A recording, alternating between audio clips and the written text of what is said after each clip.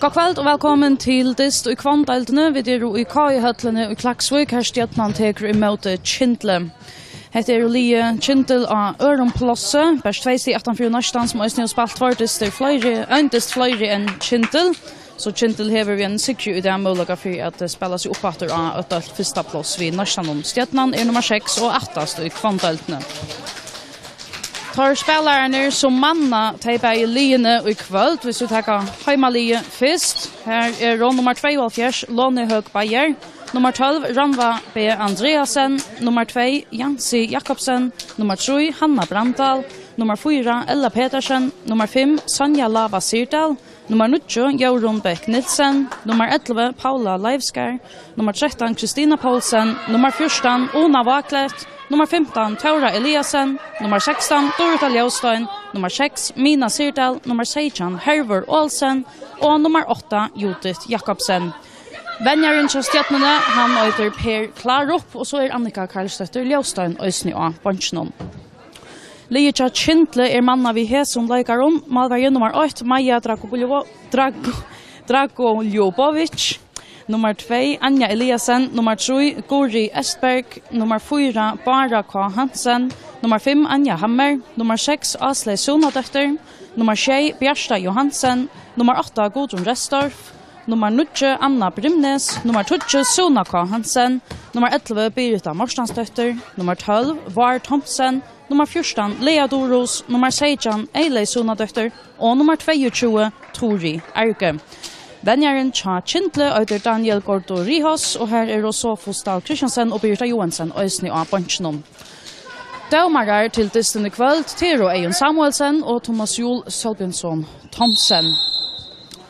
Så dysten byrjaver, og altså talan om en dyst i middelen nummer 2 og nummer 6 i Hvonn-deltene.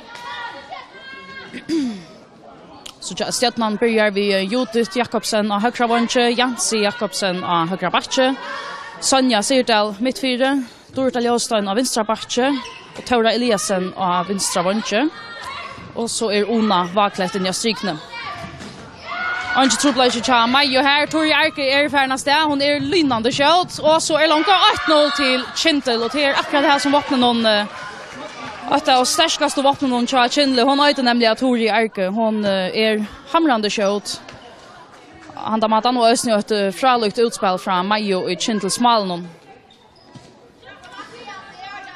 Linje har spalt tverrferer Sunnamittlen, 4 i Hæsson, kappingin. Kyndil hever vunnet på distner rettelig størst, vi 11 og 20 malen. Sonja ferdig jøkkenen her, men Maja efter vi har funnet bjergjeng i Kyndil smalen.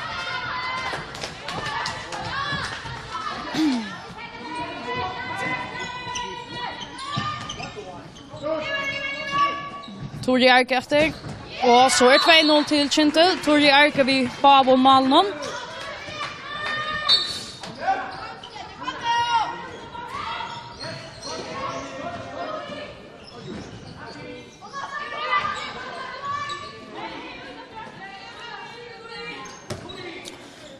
Tar bare undanfærende distner og enda først vi distner i Klaksvik 18. september. Her vann Kyndil vi 11 malen, 29 i 18. Og 2. november var 17. distren spalter i Middelnesberline. Ta var da i Hvonn, ta i Kyndil vann 28 i 18 imot Stjørnene. 2 minutter ferner av distren her, og 2-0 til Kyndil. Sonja, Mars! Mars! Det blir aftalt. Så det Dorota Ljaustein som større månrøyner at bråta i jøkkenen. Bjarsta Johansen her, vi noen veiespiller som koster et golfkast.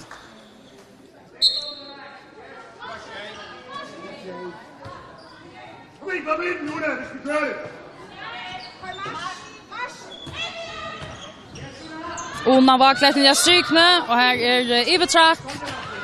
Så slipper Kyndil at svære etter. Guri Esberg ved Baltnon. Og bare Vissar, og Anne Brimnes. Bjarsta Johansen inn i strykene. Her Anjenivic og dommer noen brottskast, og Jansi Jakobsen og et guldkorst. Det var Anna Brimnes som får teka etter her brottskastet for Kyndil. Stående altså 2-0. Ramma Andreasen og Stjørnan for Anki Josh vi hatt loppe 3-0 til Kyndil. Här som börjar inne till Kyndil hade inte jag finns nämnt till Tori Arke av vänstra vänche, Anna Brimnes av vänstra backe. Så är Gori Esberg mittfyra. Bjarsa Johansen av strykne Aslesuna döfter ut ja Hvonn. Och då är Ljósta en väl fänka här. Och tar man hela några vissar och så är Suna K. Hansen ösning inne till Kyndil. Ulla, er du opmærksom på, hvad der bliver lavet af aftaler? Hør efter.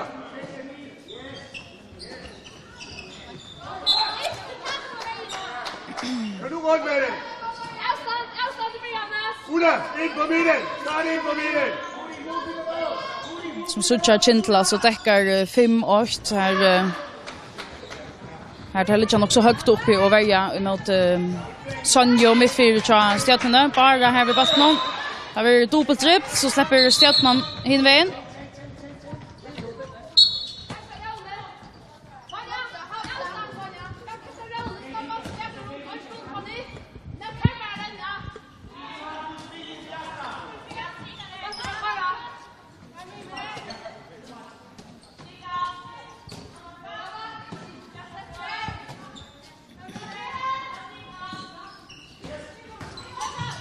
Janse Jakobsen på av här och har vaklat och snjut. Inkastet Stjørnan.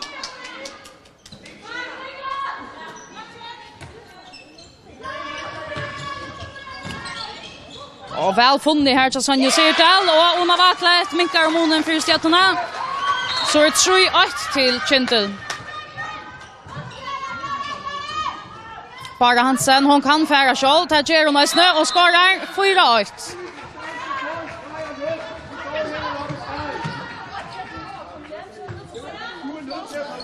Bara Hansen, en av dem helt eisunt och spelar någon av Kyndilslinon. Skifter allop Vejo vid systrarna, Suna och Hansen. Suna alltså inne nu i Vejo-spelen och kör Kyndil och så kommer bara helst in efter tar till allop. Så jag Bjarsa Johansen som ligger rättliga högt upp i Ador till Ljóstein, då det Ljóstein som kanske är något om bättre skjuter någon av Stjørnan-linon.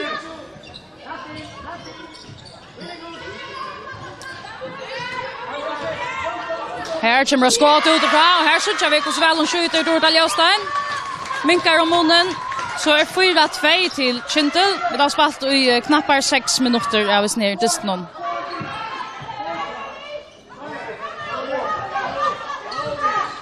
Bara fair pura själv.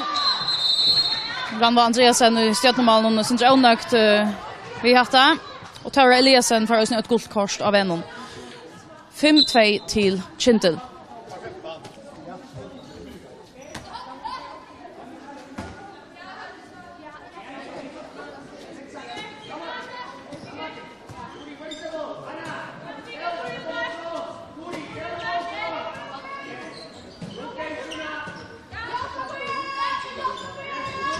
Janse Jakobsen. Kanske attla jag skjuta men ombestämma sig av en. Inkast till Kyndil, det kan gänga öliga kött så jag tror jag är väl ungefär men Maja kanske lyssna så så in att Noah att skjuta lopp tar vi Erbilche. Väl fänka här och när var klart. Så där Sonja Sirtal som kan färra själv här. Minka om munnen och Tajeron. Sonja Sirtal minkar om munnen så står han 5-3 till Kyndil. Han har spelat i 6 minuter.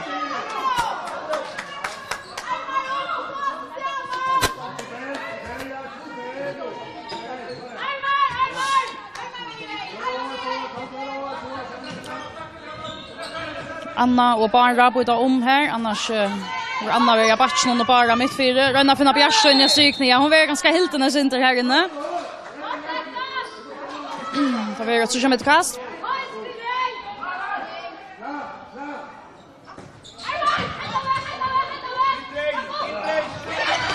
Och annars väl fänka här Bjarsa Johansen för fältsugen efter.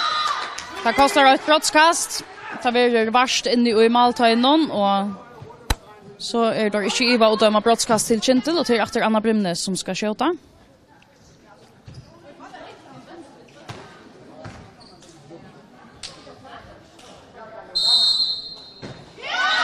Och ner av Svikali Anna Brimnes. Öker till 6-3 till Kyndil.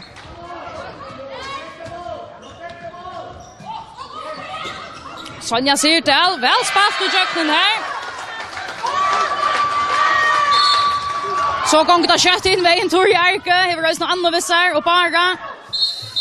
Hon fick öjliga ilt Tori Arke. Hon dacht här hon beklade kanske. Så utlav finns ju rättliga ilt i fallen hon här. Och funnits spalt all upp till Stjørnan som enda vi att tar Hvonn och Sonja Sirdal som får kvik och jöknen och minka i munnen. Stavan 6-4 till Kyndil. Och nu må vi så bara vänta att Tori Arke blir klar efter. Ta ljoa i henne som att hon fick öjliga ilt.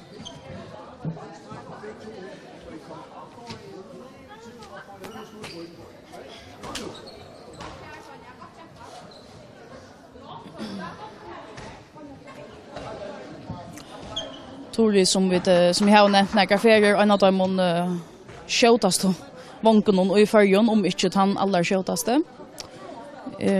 Rättliga kvik fram och skjuta lopp, skorar oss sina örken av malen och på akkurat det. Nu kommer hon så haltande ut här.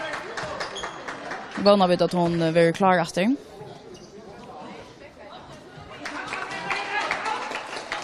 Ja. Vi spurt om hon beklager och ta svarar hon ja, det gjorde hon Anja Hammer och att hon runt och lägger någon Kyndil någon kommer in i Stein 4 som är inne högra vång. Och i stedet för Asli Sunnadötter så iver av vänstra vång här som Tori Arke var och Janne. Ja, Tora Eliasen från Petri Hasson så kan hon fära pura själv här och ta Geron skårar 6-5. Tora Eliasen vi gav hon varje spelet. Så ska Kyndil lyckas slå bollen i hjørnet och få överblick att skriva stövna här.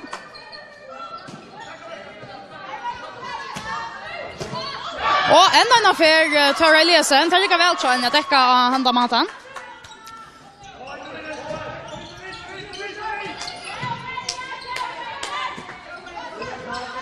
Nu är det fast när vi har fängat så bollarna från Gori Esberg och Trond. Bara Hansen som fer pura själv i jöknen här och ökar efter för Kyndil. 6-5. Jag har spalt i halvan 20 minut av 4 halvlek. Finna där Jotit in ja strykning var kom nu i övergång från Hvonn. Och här blir värst in i Maltöjen och tar kostar ett brottskast till Stjørnan. Och tar det Dorda Ljøstøyen som släpper skjuta. Och tar skjuta väl till Dorda Ljøstøyen i kväll. 6-6.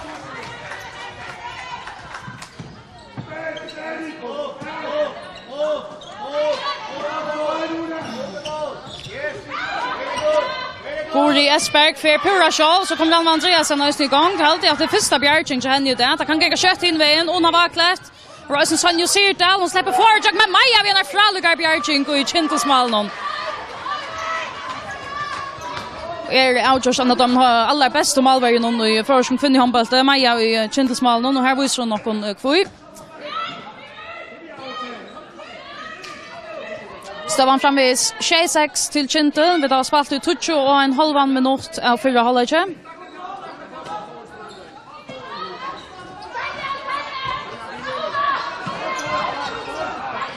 Anna Brimnes ut till Baro. Här blir värst 4. Släpper inte jöknen för att tog med kast i stegen.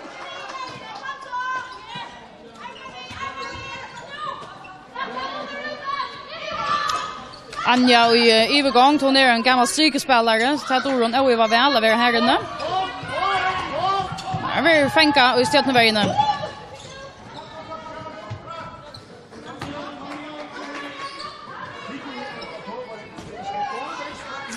Stjørnan skiftar strykspelaren och nu vaklet ut och in av strykna är nu kommen Kristina Paulsen.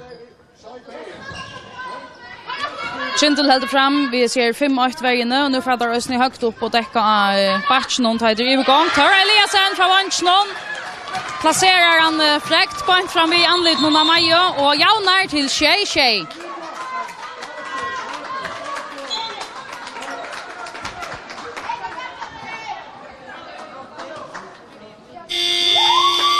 Timeout blir fra Kyndils syne, og det har vi nok også gjør vi at Stjørnan nu kommet på jant. Tjej, for jeg vet om vi klarer at høre hva de sier her nere.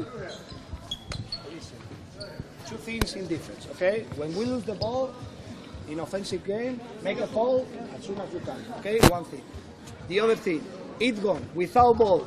Middle back, we change to 6-0, okay? Yeah. Sooner. But please, when you see it gone, the backs, Anna and Biasta, be on the line, okay? Don't go out, okay? 6-0, okay? Then we work in this. 6-0 here in defense, okay? When it gone, middle back without ball, okay? Middle back. Middle back, Yeah. okay. And then the last one, Ashley, where are you? And Anya, it gone, speak, okay? And make a fall as soon as you can, okay?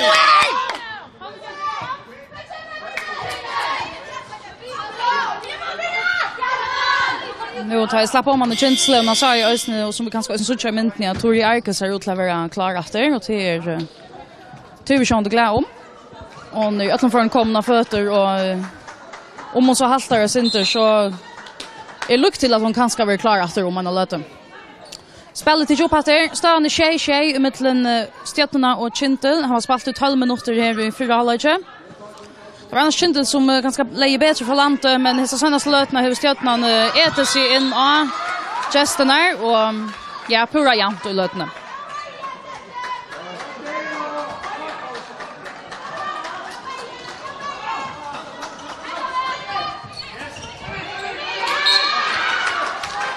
Sona Hansen vill fänka i vägen i här så tar Eliasen.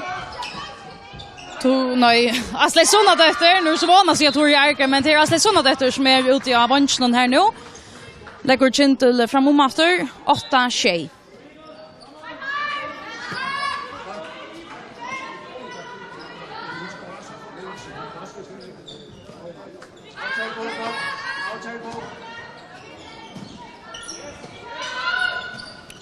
Jotet Jakobsen kom in i övergångt. Just det nu tar Eliasen släpper sig ordentligt till skott här. Och Torda Ljåstein är pura fänka. Tja, Bar Hansen.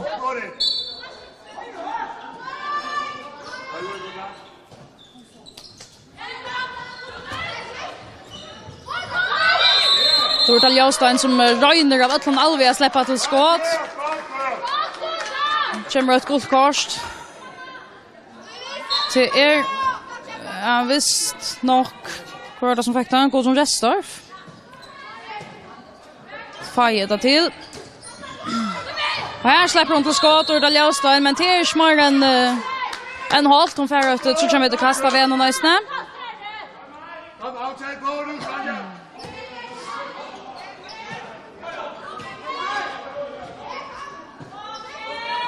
Så är ett skipa allspel här från Stjørnan. Torda Ljåstein släpper sig av i bollen. Släpper sig ordentligt till skott. Jens Jakobsen röjner, men här kommer blocker 4 och tar han vidare till hotnakast. Han har spalt och gav 14 minuter av 4 hållet. Just han är 8-6 till Gestner Kyndil. Så ska ett skott komma från Stjørnan. Det kom här, men väl om man fyrer till Jens Jakobsen. Så jag vet hur så kött här kunde komma fram efter vatten och Kyndil. Annars välfärg i jöknen här till Bar Hansen, men tvärs sig Bjerkar Stjørnan i hans affär. Tora Eliasen Rösneskjöld.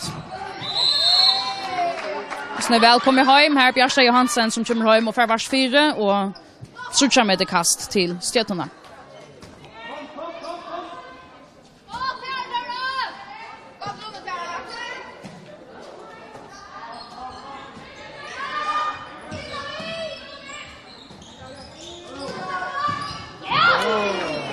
Torda Ljåstein vid en skåte som för fram vid. Så jag kvarja för Kyndil färre så är möjligheten så lejtar Maja och attlar att spela fram efter Sona Hansen vid en fram urka och en skåte här. Plaffar han in till Nutchushay.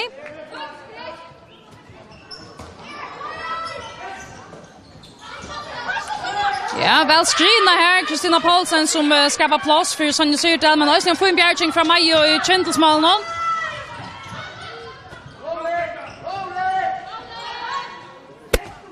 nog bara som vill släppa spela kött, men här kommer på av bunchen att det ska spelas roligt.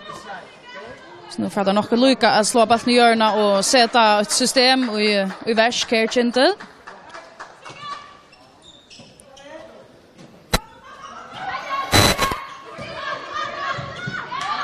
Vi har lagt omtrent skott som ikke ordentlig lykker til Baro Hansen, en blokker eller halve blokker som kommer 4. Sonja Sirdal, hun næsende dyktig i kveld. Sonja Sirdal, det klarer vel til henne. Minkar månen 28.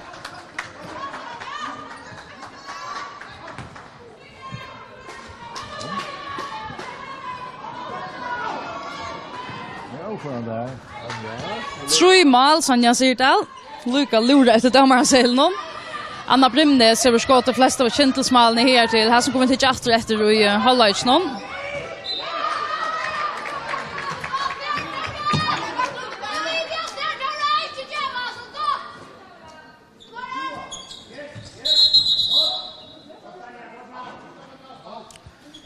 Så hever Stjørnan be om timeout. Stavan 8 til Kyndil. Har spalt i 16 minutter her i 4 halvleggjen.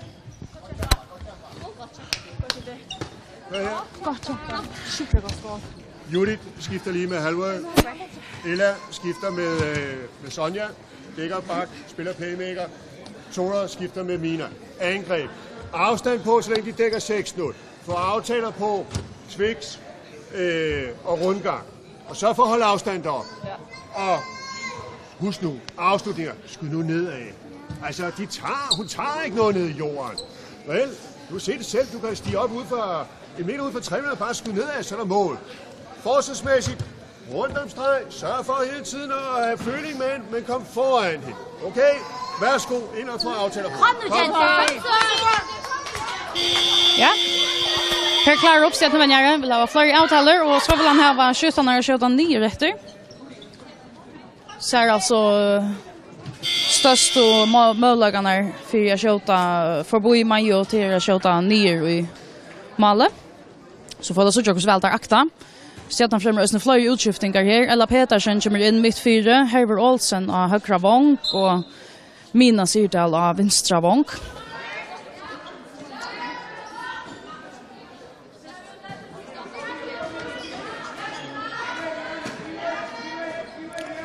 Så Kyndilsveien også ferdig natter i 6-0. Og så det som Benjar Nøysen tar seg om Stjørnan at han vil heve der at det var ikke større frastøv. Så tog jeg ikke inn i Astrabansk, når vi så ikke langt her, så skjøt hun var først fremme, men Maja sa han kanskje ikke, her kommer han ikke bølter i utenfor, men her kommer i ærebildet her, Anja Hammer, og hun øker etter 4 Kyndil, 28. Att det var kanske en av de bulten som Ranva Andreasen i malen var ut att hon 80 av 10. Afstand, Julita, afstand.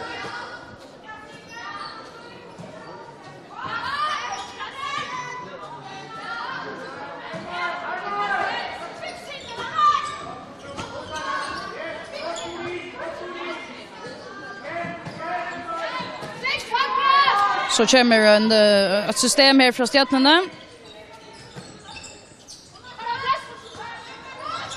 Ella Petersen rönnar finna Kristina Paulsen, men hon blir väl värd och Kyndil kan så spela hinvägen. Anna till Baro, efter till Anna och så är Tori Arki här. Släpps så inte till skott.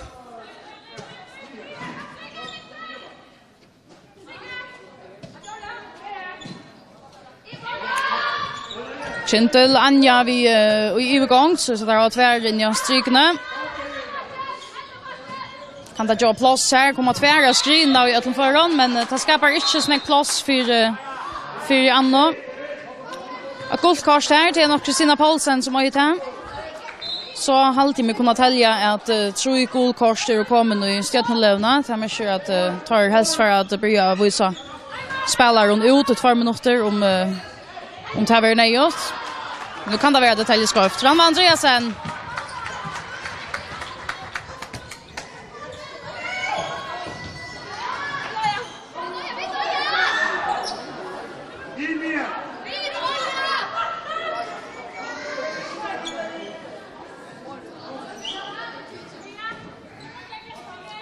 skottet fra Ello Pedersen som altså kom i blokken og tog enda ute som hotna kast til Stjørnarna. Har spalt i knappar 20 minutter her i fyrra halvlek av distene mellom Stjørnarna og Kyndil. Stavan 28 til Kyndil. Dortal Ljaustein. Her var ønsken adresse her som skått noen, så tror jeg ikke etter ferien, men her så var Jens Jakobsen via i heim. Og så det Erbilche her til Kyndil. Anna Brimnes. Der kunne kjøtt komme til stora målager. Da så kjør vi her. Der finner hver vel, kommer kjøtt fram. Sona Hansen som øker, og her kom så en utvisning som nevnte Jan nå var livet vi avværen gång til Stjørnlige. Kristina Paulsen vil vurst ut i 2 minutter. Så er Stjørnan nå vil i minnelåta kommande minutterne. 11-8 til Kyndil, og nå tar Stjørnan ned i minnelåta, så kjøper vi at her velger at mannsverja Dortal Ljaustein. Det är bara Hansen som släpper det. Men Røynes og Samsons Øysnia forstyrrer avloppsspillet til Stjørnene. Mina Sirdal som släpper fram ut här, men Maja ständer trygg i Kyndilsmalen. Här är Pura Åpi här ute i höger så är Anja Hammer. Att här finner han inte. Och här var Pura frukt ute i högra vånget till Kyndil.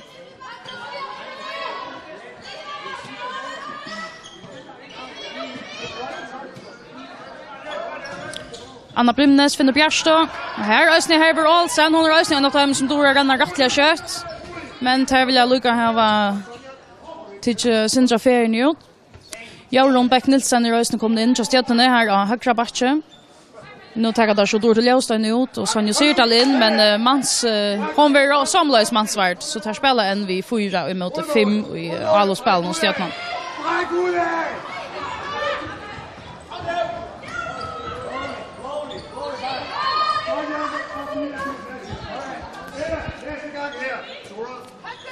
Där tagar kanske skjulta rött och avgörande när Stjørnan i lötna är i minnelåta och i gåan halva minutt att säga. Tor Jerke. Ranva Andreasen, väl Bjerka här. Annars har ett fräckt lopp från Torid. Det som jag säga att Stjørnan som ju är i minnelåta att det kommer i anlopp så kör vi ofta att Lien röjna att det var så goa tog i anlopp någon och här hos Stjørnan kanske stå och hållt nu väl hesa för.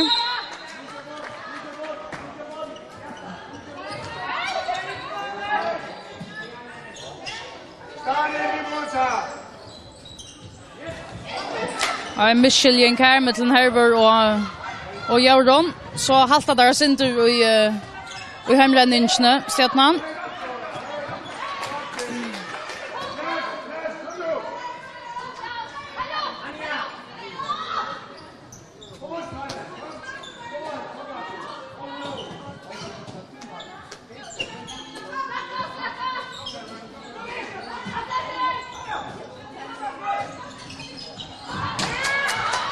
Finna inte Bjärstøy Hansen. Tar Eliasen för en kött in i vägen.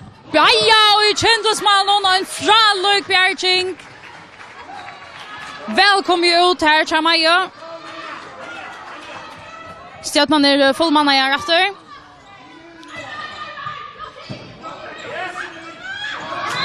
Sona Hansen släpper inte fram vid här. Men tar vi så att sucha med kast till Kyndil. Så skiftar där efter ut Kyndil. Anja Eliasen kommer in av högra vång för Anjo Hammer.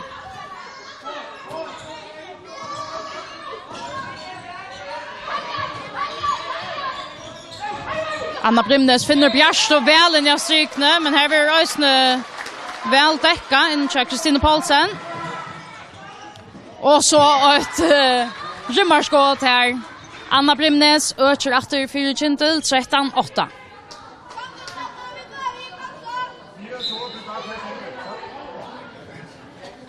Ja, 12-8 orsaka.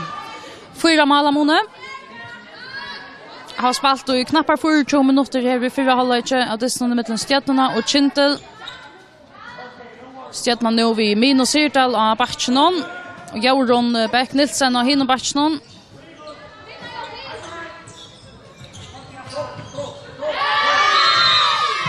Hon att släppa i jöknen, men här är Ösne väl värst in till Kyndil.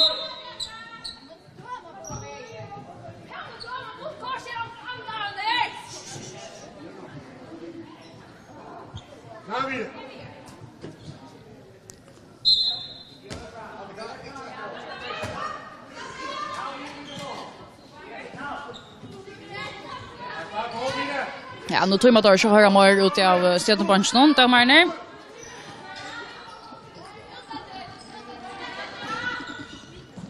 Jordan kommer till skott och blockar en loppar Maja så lär jag säga att backen för mål. 12 minuter.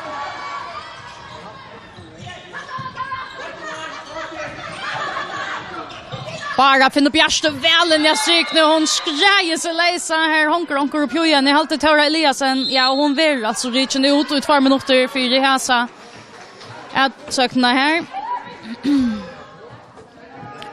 Kommer till att hänga i armen av Bjärste. Och tar finna Bjärste Johansen rättliga väl in jag stryk när Kyndslagarna. Till skjoldarna till kostar anten ödlan för något som ett kast att här som för någon Øysene utvisning, kommer Øysene til å skal se noe brottskost. Så Stjørnan efter i minnelota i 2 minutter. Bara til Ando. Så er plass til Suna og Ranva Andreasen. Ranva Andreasen kommer vel ut og bjerger her som skått noen.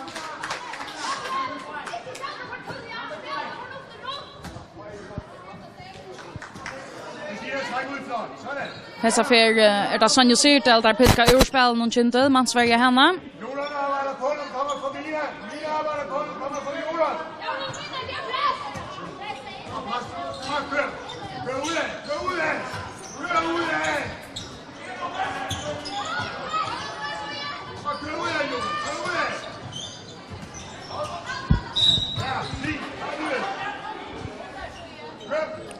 Och Benjaren vill ha med nu vid nummer 6 just att jag köra ut efter till Sjalaje samma till att här är snäck var här och nu är det dömt för passivt spel alltså domaren har armen av loftet så nu ska också hämta just att nu det är ett skott som Maja i 20 några troplagar av i Kyndilsmål någon 3 mål måne Kyndil 8-12 minuter här 4 minuter efter en 4 halvlek. Och Kyndil i Marlota i en halv minut att säga så det täcker där för på 7 Anna Brimnes. Jag helt att bollen var inne. Nej, annars är fruktskott för henne hand.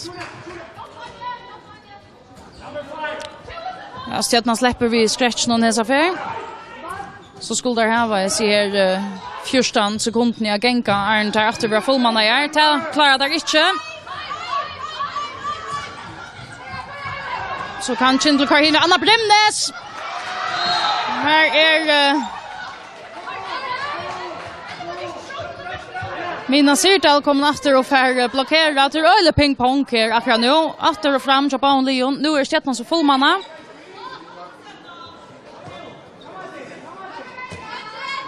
30 minuter efter att förhålla så han är 12 minuter till Kyndil. Och Berlin alltså fullmanna är nu.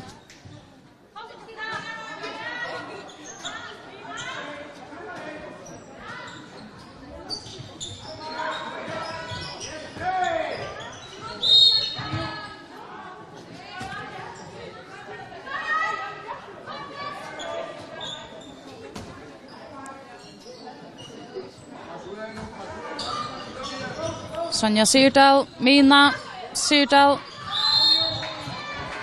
Där är då sista bollen tar på.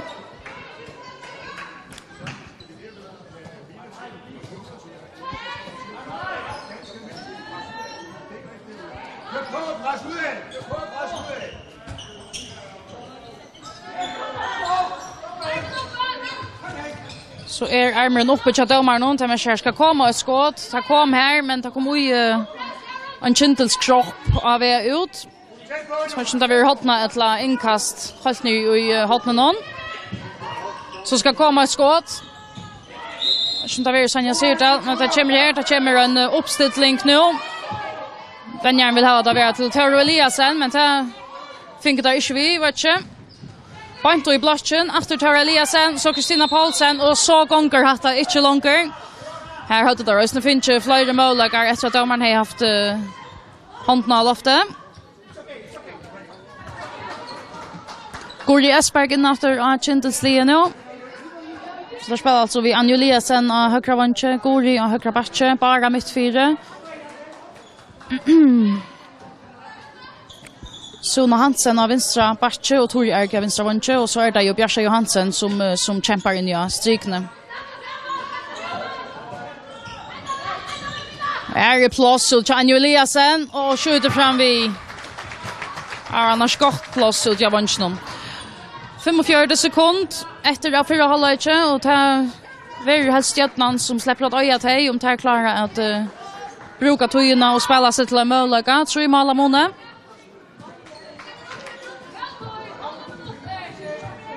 Una vaklet kom in att det strykna just att nu och då Ljusstein och in i att dra batchen.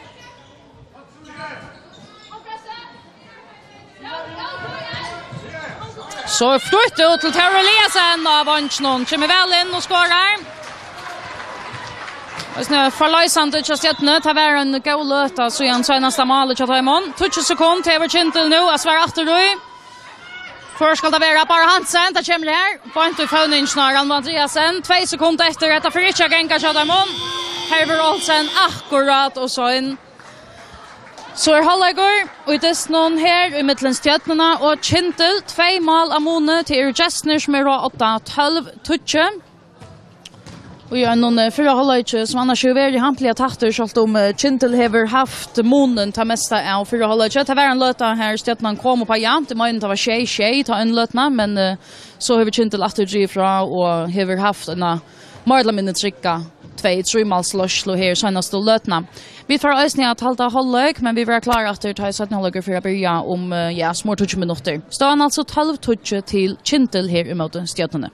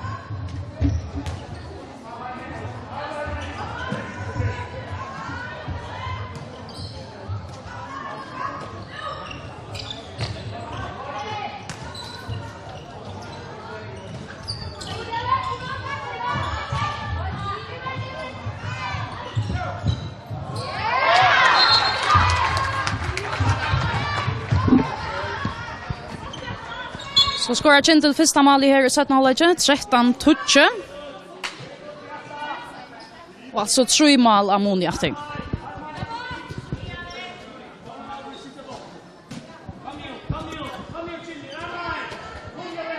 Stjørnan som så träffar efter till början av uppställningarna vid Sonja mitt 4. Jansi och Dorita Kvarsen Batche och Unien i strykne och så är då för här Jotit och Taura Eliasen som är balten här och Kvarsen och Vonche. Maja Ösne kommer väl från början här i 17 halvlek och i Kyndils mål någon.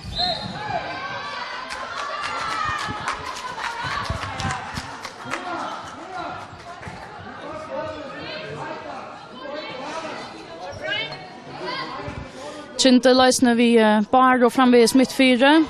Anna Brimnes kunde nattra vänstra back, Tori Arka framvis av vänstra Vonche. Så Suna Karadötter Hansen. Och så John Suna Hansen av vänstra backe och Anja Eliasen av vänstra Vonche och så som lösner Bjärsa Johansen in i strykne. Som är balten här. Verer väl och vilja hilten här inne. Jansi Jakobsen som honker dekan och först en ta i hästallan. Här kom det vara plats Chabar och Hansen men en teknisk vittla som får här tog så kan Stjørnan göra kött av hinvägen Sonja.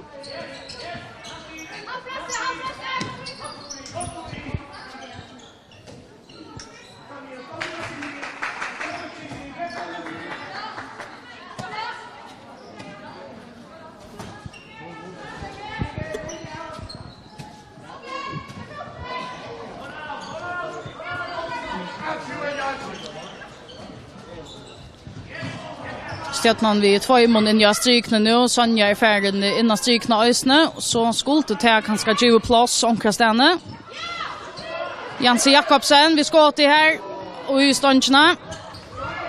Eller ståndsna.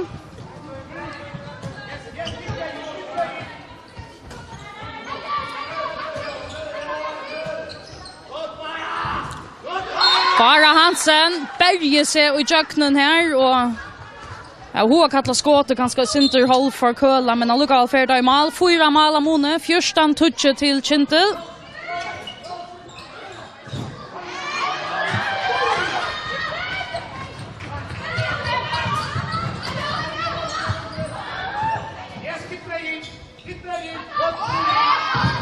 Ranva Andreasen, annars väl funnit Bjärste in i stryken i här. Ranva Andreasen som har haft flera fina bjärkingar i kväll.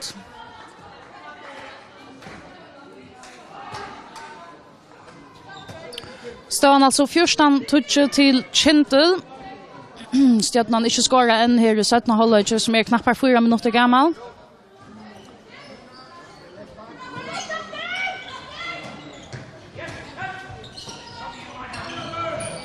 Så skulle det vara plats till Chateau Vonche men vi är akkurat då stort efter allvärnsne så kan Kyndil göra kött av hinvägen. Stjørnan haltar oss inte där renna hem komma faktiskt inte ordentligt på plats för nu men det gör det Kyndil så inte allt av hans affär. Anja Hammer in efter strykna för Bjärsa Johansen som får en steg.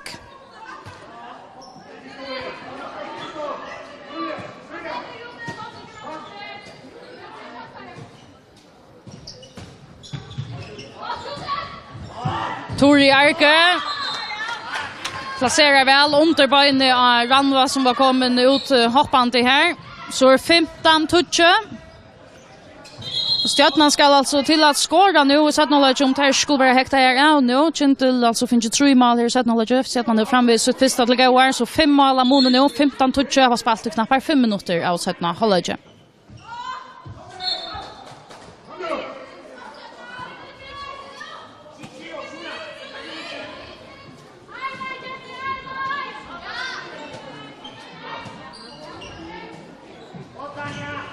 Dorita Ljóstein släpper atlan vägen in att skjuta och placerar väl och här kom så första målet av Stjørnan nu i 17 halvlek.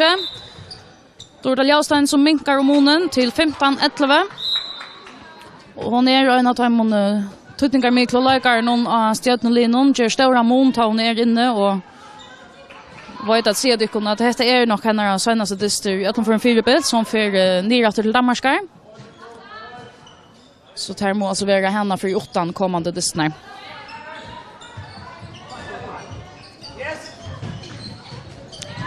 Baltsen Ferra så jag kan onka mannaland. Tori Arke var fädran och hon är flickvand ut av vanchen. Öcher efter för Kyndil. 16-11.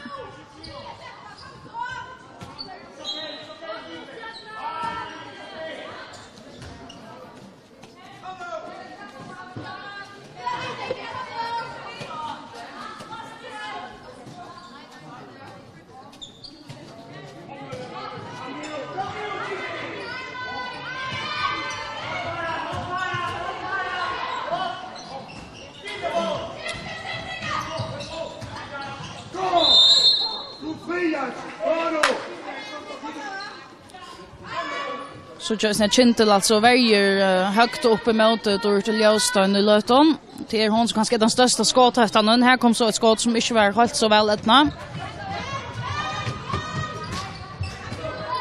Kyndil främmer alltså all varje utskiftning. Här går ju Esberg kommer ut och i alla upp någon och Anja Hammer kommer in i hennes där. Anja in av strikerna. Annars är det samma uppställning till Kyndil. Bara till Suno till Anna att det bara och så är det Tori. Hon är en stor höttan och jag vanns någon. Anna Brimnes och Röjnra finna Anjum till väl fänka här så Tor till Ljusstein. Hur tar Eliasen, hon är färgen, släpper hon till skott här. Nej, ja, det ger hon, men här kommer Ankor att hänka öjligt att det gjort. Det är nog Sona som Ösnever vurst ut i 2 minuter.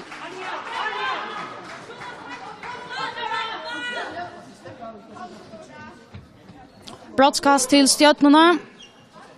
Dorita Ljusstein som alltså sände i Hasalenko avlöringsna sted till Toro Eliasen. Nu i broadcastet. Maja kommer väl upp i arkar och Dorita efter vid returen här. Annars är det broadcast som kanske svär helt så väl ätna. Skjuter av standande foten tja Maja och rägarna på inte böjne. Kyndil alltså i underlota nu, eller i minnelota kommande 2 minuter eller till går halvannan minuter efter av utvisningen. 4 mål av Mone. Anna.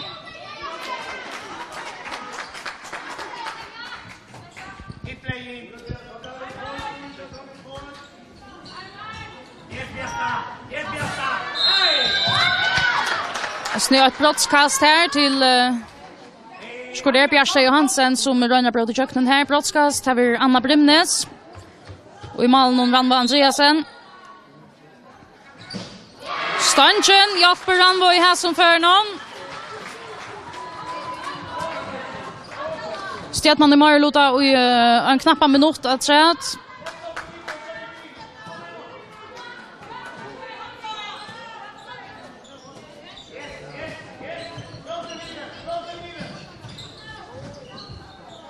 Tora Eliasen, han sitter väl här som bälteren, minkar om munnen, 16-13.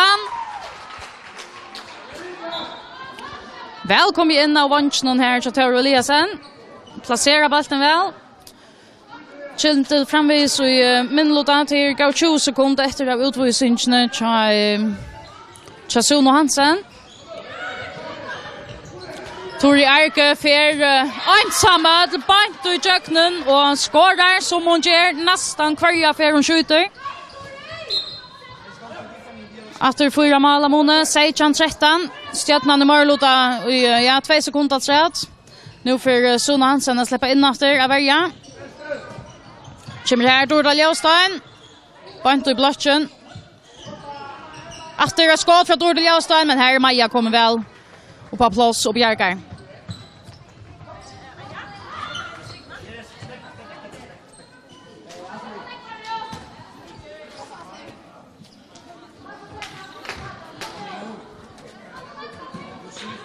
Asley Sona dötter i natura högra bank till Kyndil.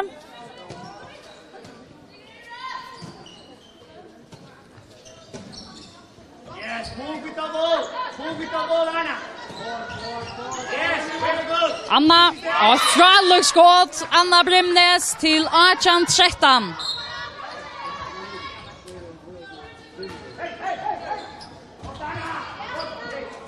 Ja, här fär hon Esle, Anna Brimnes. Bant inn av økslene.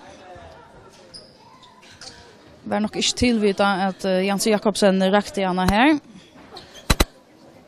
Nå så utla få rettelig ilt.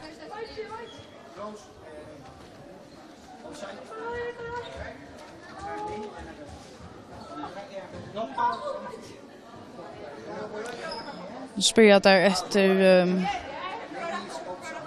Jag vet inte om det spelar sån lackna. Det var så om axeln i färden ur lit av Anna Brimnes. Det rönnar lite USA för först. Vi må hosa någon kanske om spel för först. 5 mål Mone. Dorda Ljaustein. En skottrun som för vi så ju nu.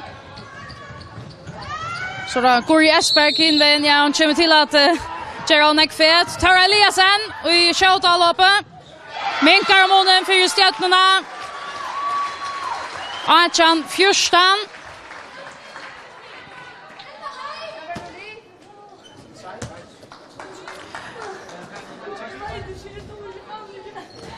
Anna Brimnes slicker en och hever öliga på inne ut i bunchen hon här och te Ivas då om axeln man vara färd ur li. Spurningen är om de skulle löjda så en lackna eller vad det för att göra. Men Kyndil alltså i all uppe här. Guri Esberg för ensamma till Jöknen. För oss nu ett brottskast. Ona vaklet. Utvurst i 2 minuter. Kommer till att Eurekva akkurat här i Guri ska skjuta. Brottskast och Tori Arke som texar av Tui hesa affär. Ranva Andreasen i Stjørnan.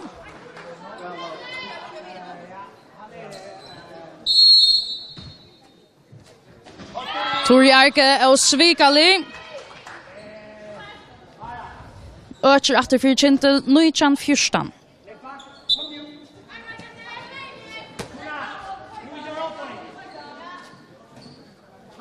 Och nu tar Stjørnan ner i minnlotan så kör vi där Kyndil efter mansväger och tar pilka flera spelare på sjur. Röjna att stressa allopspelet till Stjørnan.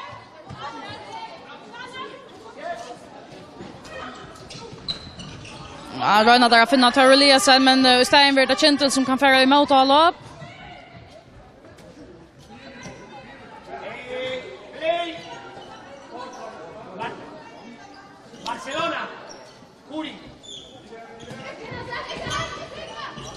Guri Esberg, här var plats att skjuta. Här är det Ösnut Tori Arke, men hon skår efter. Ja, här gör hon. Tori Arke. Tar hon skjuter, ja men så skårar hon. 24 till Kyndil. Har spalt i 12,5 minuter här av 17 halvlek.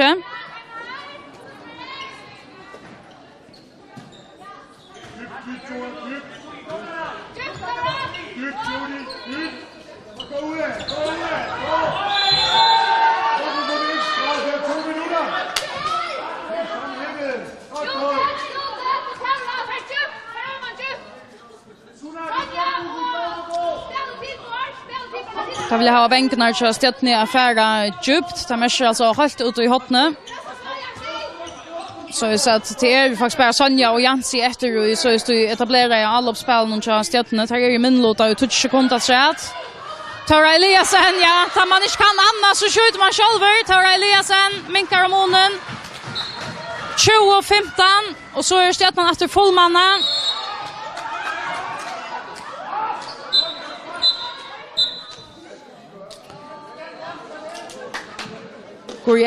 Guri Esberg som fer banten och i Stjørnanvägarna här fanns ganska en snott i anlite. Till hon är verande av att någon till gott. Anna Brimnes är färden ur höllini.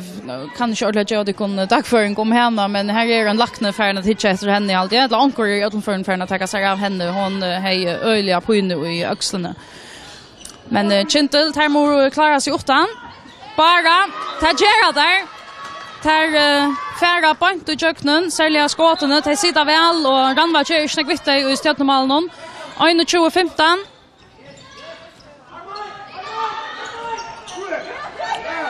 Mina Sirdal, fer sjálv og Jöknun her. Og til akkurat hatta som Stjørnevennjeren har etterløst, at de skulle fære ut etter sjálvar, men her er Østneplass til Guri Esberg, slipper ikke til skått.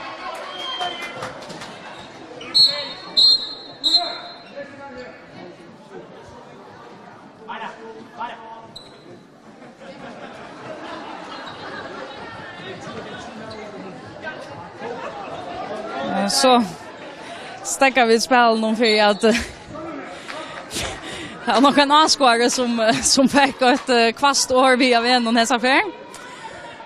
Men spel är alltså till upp att det 5 mål av Moni här, Kyndil 8-21-16 mot Stjørnan. 17 håller i halvrunden och så är det Stjørnan i skötaloppet. Tar Eliasen vid till Judith Jakobsen Eisne. Och han skorar!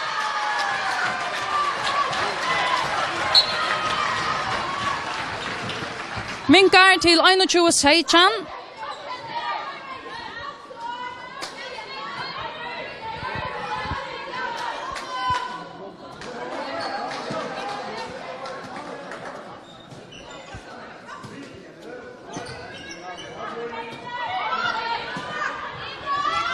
Kyndil kör framvis via Baro, Guri Bara. Suna och Bara efter. Så kan det komma, jag vet inte om jag får komma skåt utifrån eller kan få hända att här finna inte ordentliga lösningar på ett nu. Asle Suna dötter, men här ständer han Andreasen 4. Stjørnan är ju en hamplig och stima akkurat nu. Ja, så kom handan Elveringen som får väl om man för adresserna som helst är Tjatoro Eliasen. Men alltså 4 mål av Moni i lötna, 21-16 till Kyndil. Det är allt annat lukka en hamplig trycklörsla här som gästner har. Så Birta Morstansdötter kommer in av vänstra back till Kyndil till visst nog först för vi så Johanna i kväll. Ja, Randa Andreasen börjar att stanna 4 i Stjørnan.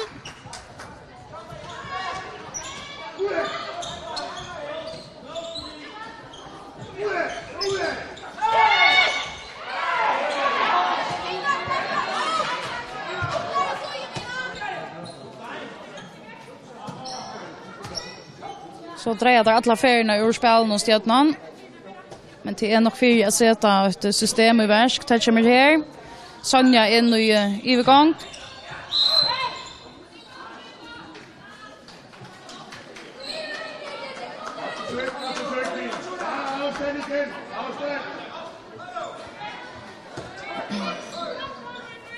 Stjørnevennjeren vill att ha där att ta sin frastöv. Han vill köra där så längt innan spelet. Ta i Kyndil väger och i 6-0 väger.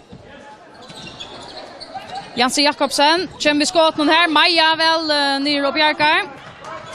Nå, han var vara färdig ståndsna. Ta ett av inkast till Kyndil. Björsa Johansen, hon väger skumpa väl och vilja in i stryken i här i Lutlivet. Mina Sirdal ut och i 2 minuter. 7 meter. Och så är det efter Tori Erke. Så det här kan hon bli via skåra. Hon över nej här. Stjørnan var Andreasen 4. Så hasta fer och det blir väl motigt här i höllene. Att Randa Andreasen bjärkar här som skått någon. Stjørnan annars i minlotan nu kommer till 2 minuter. Tar få ja, där får öliga uppbackning i höllene akkurat nu Stjørnan. Det var ganska lukka en reaktion på att Tori Erke bränte. Hade varit visst nog, ja, om inte alla första för kväll så en av dem hon får och för någon hon bränt i kväll. Är annars rättliga tryck.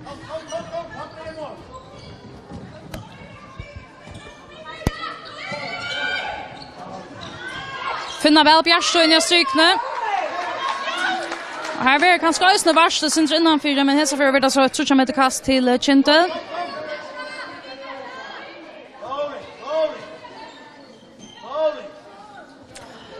Knappa minuter efter av utvisningarna tja Stjørnan. Så Kyndil alltså i morgonlota att så vi här. Sona Hansen för pura fru och Jöknun och skorar till 22-16.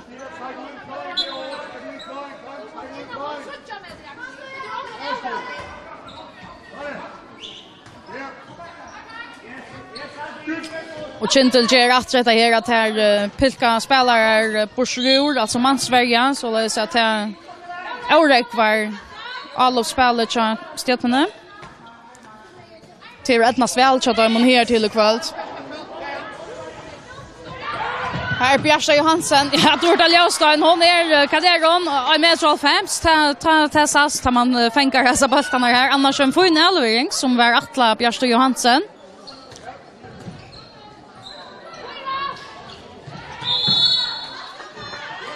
Så Stjørnan efter fullmanna, mina Sirtal innatter av Stjørnanlige.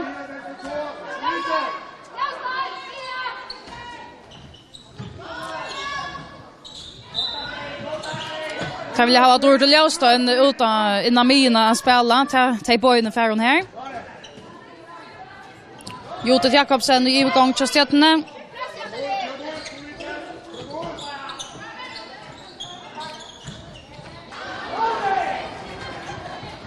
Det är ju nekva skott någon Stjørnan som färrar fram vid målen, annars släpper där till skott, men skotten får bara ordentliga Atla virkningen. Hinveien, Sona Hansen, hon välkvarande ut i högra backen till Kyndil, öker efter 23-16.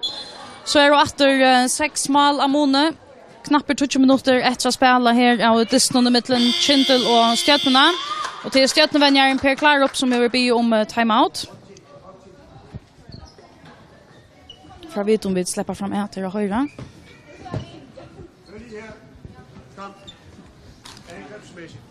Men nu være med, fordi vi bliver presset, og så bliver løsninger, man selv tager bolden og skyder. Det er jo helt galt. Angreb her. Sørg nu for afstand, for aftale på. Bakkerne presser lidt ud af som grund.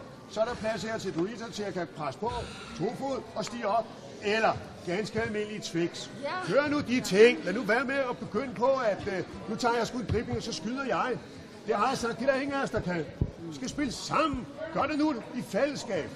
Twiks, rundgang. Værsgo. Kom nu, kom så.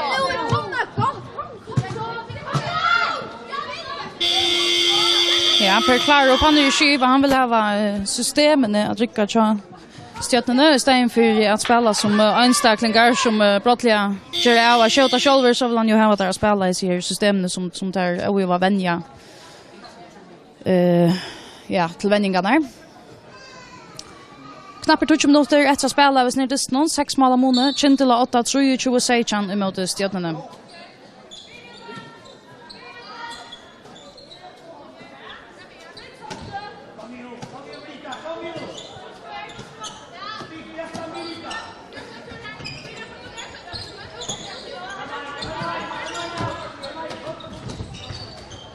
Jotet Jakobsen, Maja stender väl i Kyndilsmalen någon här.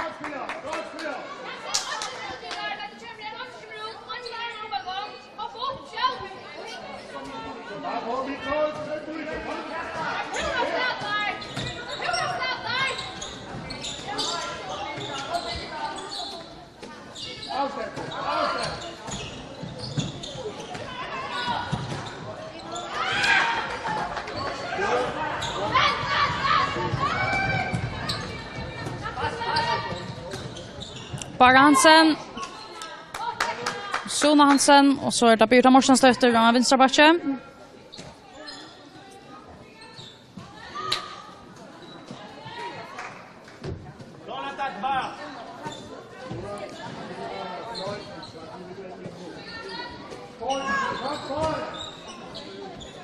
Yes, keep playing, Birta.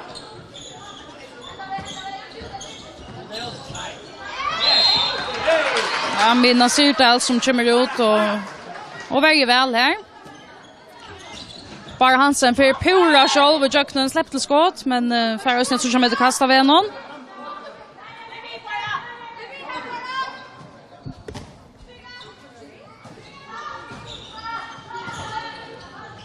Yes, what Birta här var hon långt färgen, men han dömer Stjørnanvägen. Det var nog för allopsfejle.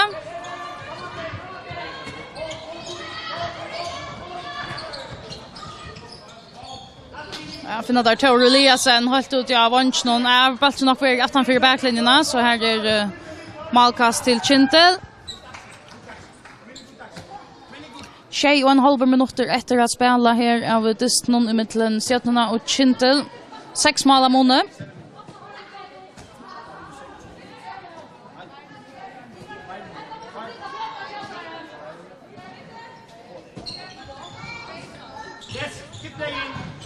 Klara Eliasen fänkar och hon tog välarna kött. För undan här Maja väl bjärka här i Kyndilsmalen. Ja, det är först för kväll hon tar det sig skjutallopna pura 100% möjligheter som Stjørnan nu finns. Björn Marstensdotter vi fejl här och vi röstar nu ut i 2 minuter. Nej, det är spyrda till bara som vi vurst ut i 2 minuter. För att tvåta bollen Borster tar i damarna här den till Stjørnan. Så Stjørnan alltså i Mörlota nu kommande 2 minuter.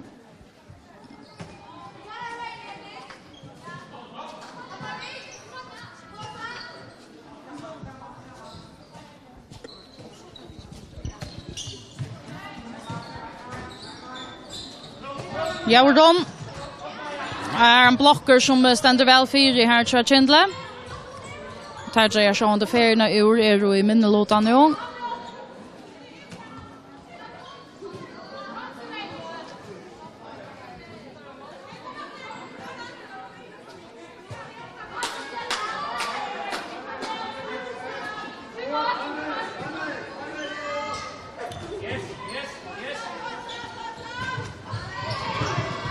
Släpper till handan bollen här Stjørnan. Tror jag Erika första honom.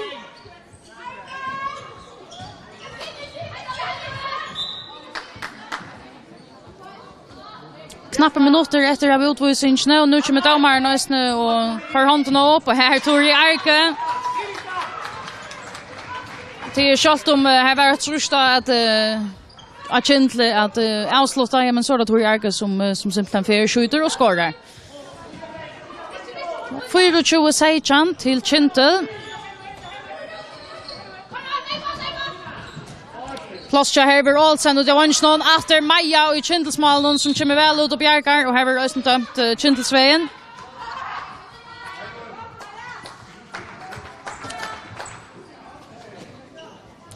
Maja som är en tryggerskanse av Kyndilslinon har tidsi flöjre pura fruar malmöjligar. Kommer Lea Doros in av vänstra back här till Kyndil.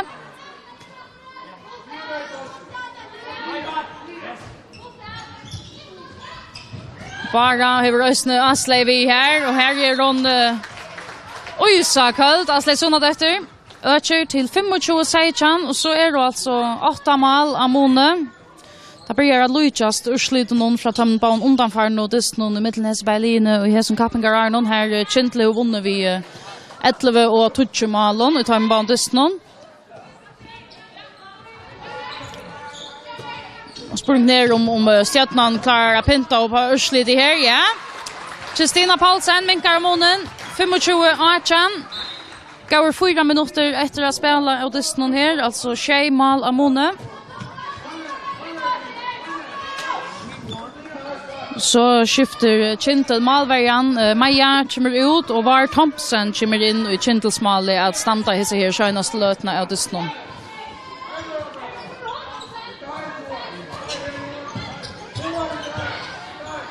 Lov alltså flöja hvis ner onkelagaren Klara Eliasen fänkar handabollen väl färdig här till henne. Sätter resten bollen i nätet och minkar efter 25-19.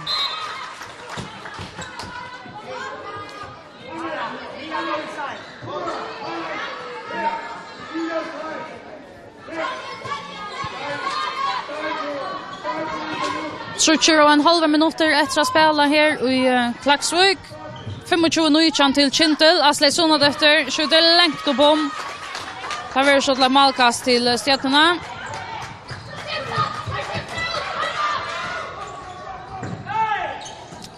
Jaron Nilsen här kan bli plats till henne men ja hon är han manglar ganska central koncentration här till hon är fet.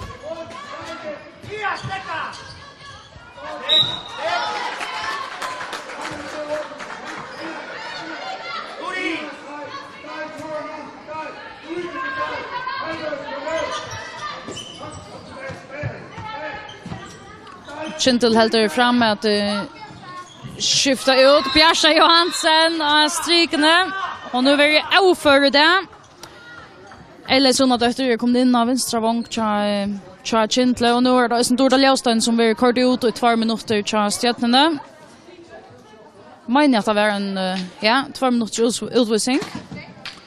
Så Stjørnan altså i minnelota 2 minutter, og det best 2,5 etter at spela av Dysnon, så det det meste av tog som etter av Dysnon at Stjørnan vil i minnelota.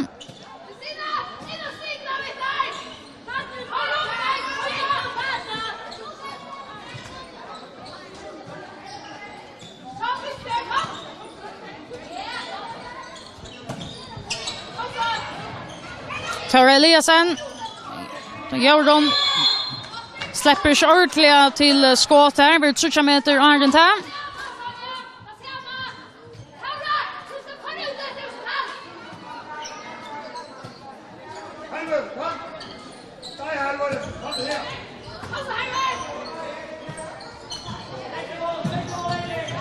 Så det tar om Herver Olsen för Fältra som bollen här, ja. Tar Meknaron. Stjørnan varbyter avloppe. Her man får komma en armer av loftkjøtt. Ja, han kommer her fra Daumarnon. Så skal också kjenta nu. Tara Eliasen för själv och skårar. Minkar om munnen efter. Tara Eliasen tja Stjørnene. Og nu røysene blir overfor i kveld til skått nekkmal. Runde flere kjøtt avloppe i snø. 26-20 til Kyndil og en god minutter etter å spille av Dysnon. Her går det Esberg, pura kallt for Bantejaknen og skjuter 22-20.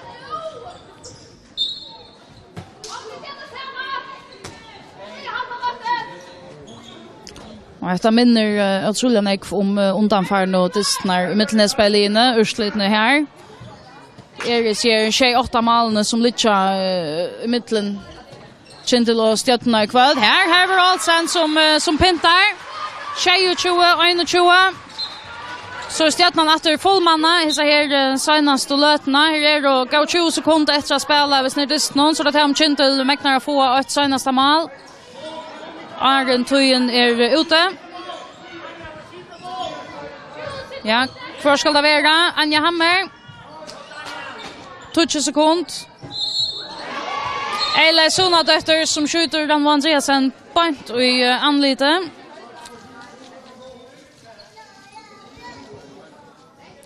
Det var sånn ikke tilvida. Det er nok til å trykke for at den her kan det tar man kommer inn av vansjen, handamaten og rækker malveren i anlite. Og den da, hvis det kommer føtter etter det bedre. 5 sekunder etter. Det bare en spørning om att göra Dyston Littnan. Ska du ta skjuta en av senaste fer? Ja, men det ger kvarset till att fra Dyston i mittlen Stjørnene och Kyndil lever. Kyndil vinner alltså 22-21 hända ner Dyston. Här Stjørnene annars fyllde väl vi ta mesta av Dyston. Ta värst för en kvart så att ni håller var halvrunden att Kyndil ordentligt rumt i undan Stjørnene och skapte sig Lashlerna som så är helt resten av Dysnon. Alltså 22-21.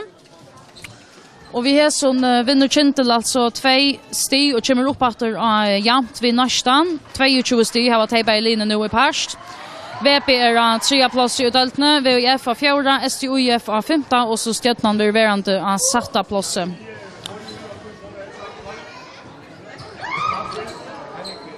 Hesebei linjen spela långt och efter sondagen. Ta tekur Stjørnan emot i 8 linjen nästanon.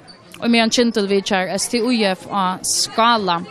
Och annars färra linjen att spela stepakapping från kommande vecka och fram till ändan av februar. Här är Hesebei linjen i Böltsjö samman vid VP och H1-fjärs.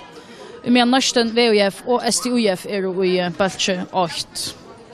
Vi i kringkvarsmån viser øysene nekvann håndbalt om vikskiftet. Frutja kvalitet klokkan 20 spela Førjar og Kypros til altså A-landslige Tjamonnon. Og sundagen klokkan 16 spela der imot Grikalandet. Og her viser vi altså boartistene i Sjønvarsmån. Vi får att tacka för okkon här ur KI-höllene i Klaksvik. Här Kyndil alltså vann 22-21 imot Stjørnene. Kamerafolk i kveld, Allor Walles, og jeg heter Maria Siskason Nesa. Takk for i kveld.